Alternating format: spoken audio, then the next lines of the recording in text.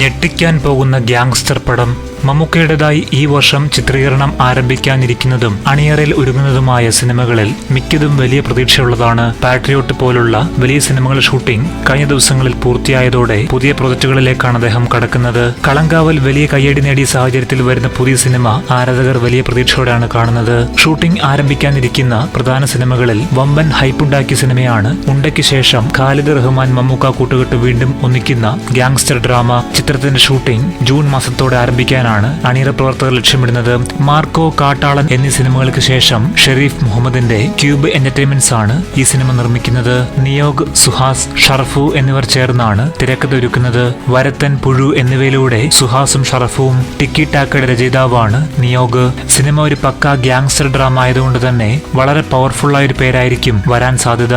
Indian പശ്ചാത്തലത്തിലുള്ള ഒരു Pablo Escobar style കഥാപാത്രമായിരിക്കും മമ്മൂക്കയുടേതെന്ന് ചില റിപ്പോർട്ടുകളുണ്ട്. അതിനാൽ ആ രീതിയിലുള്ള ഏതെങ്കിലും പേരും പ്രതീക്ഷിക്കാം. ഖാലിദ് റഹ്മാൻ സംവിധാനം ചെയ്യുന്ന മിക്ക സിനിമകളിലും സഹോദരനായ ജിംഷി ഖാലിദ് തന്നെയാണ് DOP ഒരുക്കാറുള്ളത്. പുതിയ സിനിമ ഒരു മാസ് ഗ്യാങ്സ്റ്റർ ഡ്രാമ ആയതുകൊണ്ട് തന്നെ വളരെ സ്റ്റൈലിഷായ വിഷ്വലുകളാണ് പ്രേക്ഷകർ പ്രതീക്ഷിക്കുന്നത്. മമ്മൂക്കയുടെ ഇതുവരെയുള്ളതിൽ വെച്ച് ഏറ്റവും വലിയ ഗ്യാങ്സ്റ്റർ മൂവി ആയിരിക്കും ഇതെന്നാണ് പുറത്തുവരുന്ന സൂചനകൾ. എഡിറ്റർ നൌഫൽ അബ്ദുള്ള ആയിരിക്കുമെന്നാണ് ഏറ്റവും പുതിയ റിപ്പോർട്ടുകൾ.